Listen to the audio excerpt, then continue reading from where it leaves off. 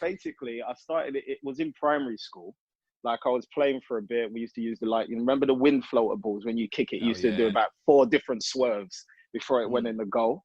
And then the school teacher, headmaster, Mr. Rajeski, just said to me, like, would you like to try out for the team? So I was like, yeah, why not? And then like I seemed pretty decent, but then he pulled me out.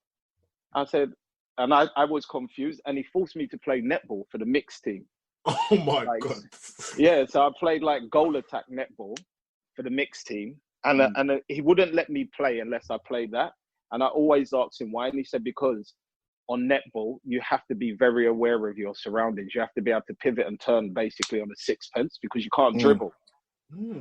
So, and I didn't really pay much attention to it, and it's only as I got older and through my career a lot longer, I realized how much it actually at the time did benefit me, because back when we all came through, everybody was like 4 foot or 5 foot taller than me. So any body contact, normally I would have gone down growing up.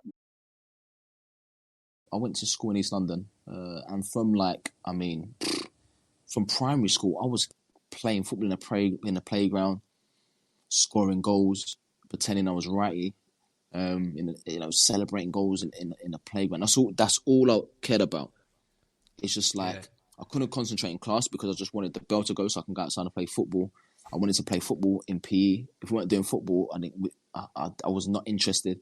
And then what happened was, when I was at primary school, they played me like 3 or 4 years up. So I played for the school teams. From day one, really, just obsessed with scoring goals. It wasn't like I was like a midfielder. You know, you hear a lot of stories like, I don't know, like a Rio Ferdinand was a forward when he came to West Ham and then became like one of the best defenders in the world. Nah, my one was, I've always been someone that loves scoring goals, I was in everything, whether it's table tennis, basketball, and it was a point where I was burning myself out. I was playing for London District, I was playing for my school team, I was playing for my dad's team, like 13 years old, and I'm playing up front and I'm getting lumps kicked out of me by old Rasta guys that weigh about 20 stone. I was obsessed with football. From a young kid, that I used to travel far and wide to go and play football, to just go and train with one of my best mates, travel through like a traveller's camp where it can be a bit tricky getting through. There's wild dogs hanging about and stuff, and people and whatnot, and over different estates to get to a certain patch of grass, which we thought this is a great place to train, and train for a few hours and then come back. That's after playing a Sunday league game on that morning probably, but just mad stuff. Like I play football till all the time I could get, where I'd train and try and get better. I'd always do it, and it was that relentless. The word relentless probably signifies a lot of how I was when I was a kid. Like I was hard working. I was always wanted to improve, and I always wanted to be better than the next man. I'd take it as a personal insult, or my pride would take a beating, or I'd find it embarrassing that I'm not the best.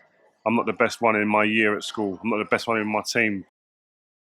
My earlier years when I can remember from when I was about 6 and 7, my parents, well, especially my dad, was the main person who pushed me to play football. But you know, as I started to go to Sunday football, district, school football, I was kind of getting on the bus on my own and stuff. And you know, it's when your parents are at loggerheads. I mean, I remember going to games, Sunday games, and seeing, you know, like a lot of my teammates with both their mum and dads on the sideline. It did have an effect on me, but I still cracked on and tried to knuckle down as much as possible. But I didn't really have the guidance to tell me, you know, what to do and what not to do. So it was a kind of a soul path.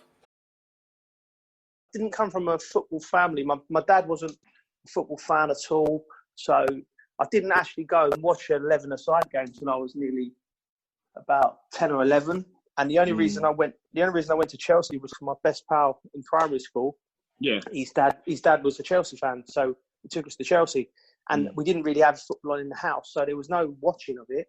It was just literally playing in the playground, seeing all the street footballers around, and trying to. I always played with older kids, and you know, and that helped. Like Marlon said, like I get lumps kicked out of me, and you had to have a little bit about you. I was really lucky actually, because growing up, obviously, he was 2 years older than me, so I always played with him and his friends. Now, physically, like lads will tell you, when you're playing against older, more physical and better players than you, that can only make you better. Now, at the time, I think I was about 10, 11, 12, I think. Was playing over the park. I used to get pushed off the ball. They used to, do me in tackles. They'd be stronger than me. They'd be quicker than me. And it just felt like I was getting nothing from it. But like I said, I was quite stubborn, and it just kind of wound me up even more. So I just had to be a little bit more aggressive in the tackle, physically as well. Learn how to kind of use your body, to sell a dummy to someone or that kind of thing. So I think them experiences actually with my brother playing 2 years up really kind of served me well. And I think eventually when you go back down to your own age group as well, you notice the difference as well. Played that quite a lot, enjoyed it, and then it came to a stage where I kind of had to pick one if I was going to take it seriously, and my gut instinct was football, and it's led me to here, so I've done pretty well.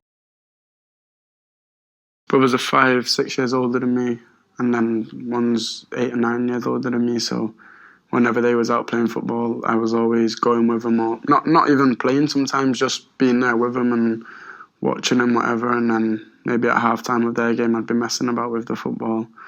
But that's just how it all started.